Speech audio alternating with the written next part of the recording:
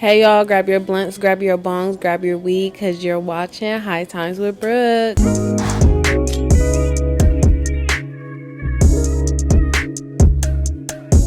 This money be coming in large amount. I just got some racks in my bank account. I just got some head for the thirsty bitch. I'm talking to, they gon' search the way. Hello. Welcome back, y'all. It is Brooklyn, the baddest bee. How y'all doing? I miss y'all. I told y'all I was trying to be consistent and hop back on the High Times with Brook train. I feel off whack today because today is not my usual film day, and I work today, and I don't usually work on Saturdays. This is Saturday, so I'm like all over the place, but the show must go on, so that's why I'm here. But with me working today, I had a little story I wanted to tell, and I don't know. I just thought it was so cute, and I feel like it just intertwines with not just young people but adults as well. So I don't know if everybody knows, but I do coach gymnastics. And this weekend I had a little girl come in. It's not the day that I usually coach, so I was subbing today. And this is probably the girls like maybe third class or whatever. But of course I'm just keeping it real. She was a African American young lady in a predominantly white gym. So of course that puts a little pressure on you. Duh. And then she was definitely like heavy set.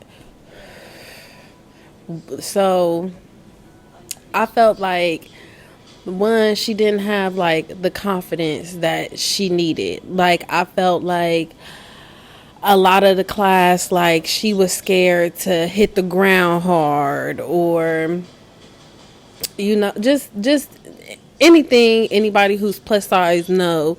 You don't want everybody to see you wiggling. You don't want everybody to, see that you hit the ground a little bit harder because you got a little bit more weight, and, all of the above. And I really felt bad because I really felt like she could do the things I was asking her to do. She just didn't have the confidence she needed. And throughout the class, like a lot, she was like just doing that, like putting her hand on her head, trying to get her head in the game and stop psyching herself out. And I just was trying to be the best support I could, like, girl, you can do this. Like, I know you can. We were trying, other drills. If the ones we were doing at the moment were a little too hard, like, I was just trying to make her as comfortable as possible. And me, like, growing up, I wasn't like heavy set, but I was definitely like taller than most of the girls that were around my age. So I know what it's like being, I know what it's like being even like the bigger girl, like that shit. It's not the easiest thing because, everybody looking at you, even being plus size, looking at you like you can't do certain things. And I think the biggest thing that I wanted the little girl to grasp today was literally just because you a little bit bigger than these other little girls, you can still do it. I even got out there and I did some like round offs and cartwheels just to show her, like, girl, if I'm getting my big self over this and I'm old, knees buckling, help. But I'm out here still trying to, participate and just show you can still do it. So I say all of that to say, have confidence in yourself, believe in yourself at all times, because literally you can be your biggest critic. We're at tumbling. We're all practicing right now. It's a lot of girls who, are small and can't do things it's not about your size and your weight and different things like that. It's what you push yourself to have the ability to do. So I think I'm gonna start picking up Saturdays just so I can just run into her, and just help her, and just hopefully be the confidence boost that she needs, because everybody needs a little confidence boost sometimes, and I would love to be that one for her, and I would love to see her grow and just prosper and keep going in gymnastics. Like, she don't have to stop. Like, what I would hate is her to stop wanting to do gymnastics just because I don't think I can do this. All you need is one person to believe in you, and I believe in that little girl. So that's on my little list of things that I gotta do. I feel like I gotta show up for this little girl. I feel like we just gotta keep working, and in no time she gonna be doing because in like gymnastics you have like different events. You got beam, you got vault, you got floor, all of that. And I feel like the biggest things was she was scared about getting up on the beam. I tried to lift her up on the beam, just different things like that. And she just didn't have the confidence in herself today. So hopefully by the end of the month I can see some type of progress or some type of nudge of a confidence boost. Today was her first day even meeting me, so she still got to warm up to me. I love seeing all my kids grow and, learn new things and go to higher levels. So, but it's something else that happened today too. Okay, so another thing that happened today. Disclaimer. Since I was like 17, 18, since I've been buying TVs, so a 17, 18 adult, I've never bought a TV from like Walmart or Target. Like, I've either bought them off of people or bought TVs at the pawn shop. Hey, I don't know. Somebody just told me one day you can buy TVs at a pawn shop. I feel like I've gotten a few things from the pawn shop. I feel like I've gotten a game system from the pawn shop, cameras, all types of shit. Like, check out them pawn shops because they be having stuff for the low. But I was thinking about like incorporating like a TV in here or something like that. I don't know. I'm probably really going to some like next level talk show host shit. But I wanted to, just change the setting up a little bit, or even it's like a projector. I don't know, something. I just was just looking around, I guess. And a dude came in and he was like, do y'all have, what are they? Oh, mics for a podcast. And he's like, I really don't know what I'm looking for, what to do. I'm just, I want to start a podcast. And I'm like, you know what? You came to the right place at the right time, because I got some pointers for you. So me, like, I'm just not a person who's ever been like scared to walk up to somebody and talk to them. So I was handling my business, talking to who I was talking to, but he ended up going to do something else. So I walked over to the dude and I'm like, hey, I got a podcast. And I like put out my phone and I showed him like the type of mics I use, and like I pointed him in the right direction of like what type of equipment. And I told him like, it really isn't a lot you gotta do starting off. It depends if you are in a group, if it's just you by yourself. So I just gave him some pointers, point him in the direction of what type of mic I would suggest, and I got a subscriber out of it. So I don't know, a win is a win.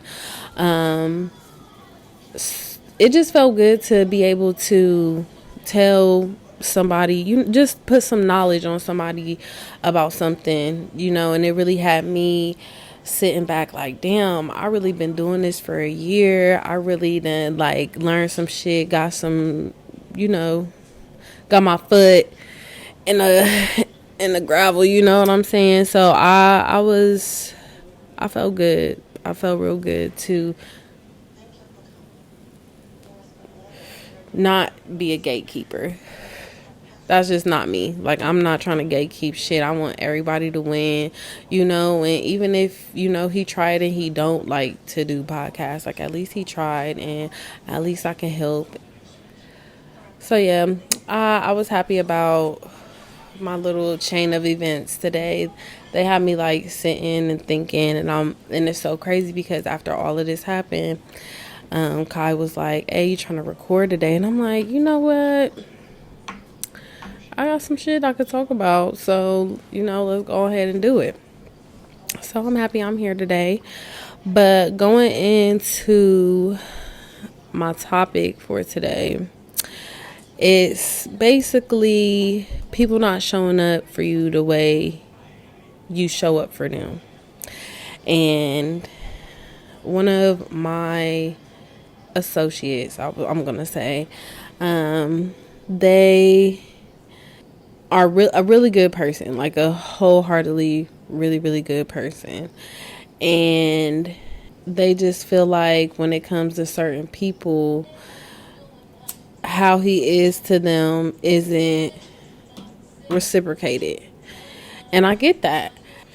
I personally been in a bunch of situations like that.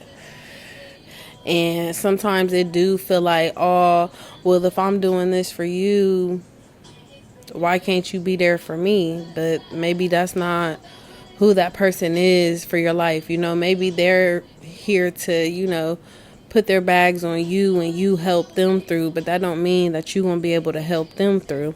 And I think a lot of people don't really understand that or get salty at that, but not everybody is you. And it's like, it to a certain extent, it's like, all right, bro, what are you feeding into me? It's one thing to like be there for somebody and they're not there for you at all, versus, okay, I can be there for this person for, let's say, like, you don't have a lot of money, but you're a great listener and you're very experienced, so you're knowledgeable and you can, give good advice. But the person that, you're being knowledgeable to and giving the good advice, they got money, so they can help you financially, but they can't listen to you or give you no advice on shit. And it's like, that's where the different purposes in life is. Like, okay, well, they can't help me in that aspect, but if I'm ever down bad, maybe they can help me. And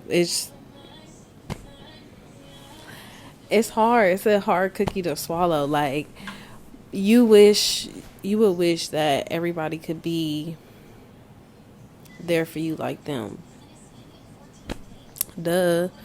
But that's why it's different levels to this shit. Like, that's why it's higher ups, it's middle class, it's lower class, because some people can't handle the things you can handle. And I mean, that's all I really could give to him. And I hope what I was saying, like, wasn't saying like, oh, well, fuck it, hey, if you gonna just have to swallow that pill that he's not, or the people that they're around can't contribute to them like how he contributes to them. He can make the decision to either stop talking to them or, I don't know, continue feeling used. But I felt like being in a, when he said, like, I'm there for them, but that I can't call them for shit. How is that feeding into your relationship? Like, what is that doing for you? And he's like, well, we've been friends for a long time, and you know, I don't want to go without that friend. So at that point, that's you accepting what's going on. And sometimes you just got to be real with people and just, I don't know, put it on the floor for them. So I hope that advice helped him. And I mean, like I said, me personally, I know what it feels like to feel like, oh, I'm putting so much into somebody and they're not putting nothing back into me. Do they even care about me? Do they care if I'm here or not, you know? So all I can say is, you know, it's your decision in the end if you want to continue to be in that person's life or let that person go. And that is my TED Talks for the day. And we're going to go into my music. Now, before I get into my song of the week, I have to talk about this. So I was watching the Poor Minds podcast, and if y'all don't know, Poor Minds is part of the reason why I wanted to even start podcasting. And I still watch them to this day, get a kick out of them, I love them. I love watching them. And Drea says that she seen on Twitter, and she concurs that Rod Wave is the new, I think she said 2025's Ruben Studdard. And I fell out laughing, like out hysterical, because for one, I was weak because they did not listen to Rod Wave just as much as I cannot listen to Rod Wave. And I got friends who really will sit and argue with me about this man, and it's just like, you're never gonna win. You're never going to win with me with Rod Wave. Like, I'm so sorry. Like, I don't understand. Like, for me, Rod Wave's just not somebody that I can go listen to when I'm sad. Like, and they be like, really listen to what he's saying. You not really listening to what he's saying. And it's like, this nigga has a song called, I don't know what it's called, but the lyrics, y'all know, the party of the century. Like, how can you make throwing a party sad? Like, I don't know. Like, I personally, I can't get jiggy with it. I don't condone him feeling like he can crowd surf. I don't condone him. I don't even understand, like, what kind of artist are you? Like, is he a rapper? Is he a singer? Which, I don't know. I just don't know. When I seen that shit, I was literally weak as hell, because it's like, they was spot on about Rod Wave. Like, no cap, that nigga is literally, and people go crazy for him. Like, the kids, like, you would think the kids is going through some shit. The way kids be singing, I was about to call him Ruben Studdard, Rod fucking Wave, bro. Like, it's sick. It's really sick. I don't know. I can't get jiggy with it. But my song of the week, and I gotta give it to the Puerto Rican princess, okay? I love the Puerto Rican princess. She real life. So I am a Jocelyn's Cabaret fan. If we watching Zeus, I'm watching Jocelyn. I don't too much watch baddies. That's just, I don't know. I think it's just too much for me. But it's like, but people be like, it can't be too much for you because Jocelyn is, you know, just as crazy. They fight, they do all of that. But I don't know. Like, for me, like, Jocelyn, they're competing to dance in a cabaret. They trying to win money. They're dancing. You know, I feel like it's a point in it. And me personally, I never watched like Bad Girls Club and shit like that. So I don't know, the concept of baddies, I do not understand it. Like, it's just a group of girls and y'all trying to show who's the baddest one. I don't know. That's just not for me. But I finally caught up on my Jocelyn's Cabaret, and she ate down on Domino. Like, and what's so crazy is that song is full Spanish. Like, most of her songs that I've heard, like, she'll talk Spanish, and I mean, I said talk Spanish, but rap Spanish, but she speak English as well. So this one's full Spanish, and she ate. Like, I be just randomly washing the dishes, Domino, like, it's the beats, like, whatever she be doing in the studio, like, every time a Jocelyn song come on, like, even that Doom Cha Cha, like, girl, you know how to get the girls up and running. Like, I must see her in her cabaret. Like, that's now officially on my bucket list. I don't give a fuck where the bitch at. I need to go see her. She need to come here. If she come here, I'm in there because I love her. I really love her, and I actually know her songs. Like, I'm real life Puerto Rican princess Jocelyn Hernandez fan, and I don't care what anybody say. If y'all feel like she don't make good music, y'all not listening to it. But stay high, y'all. Keep the good vibes going. I'm checking out of here, and I'll see y'all next week.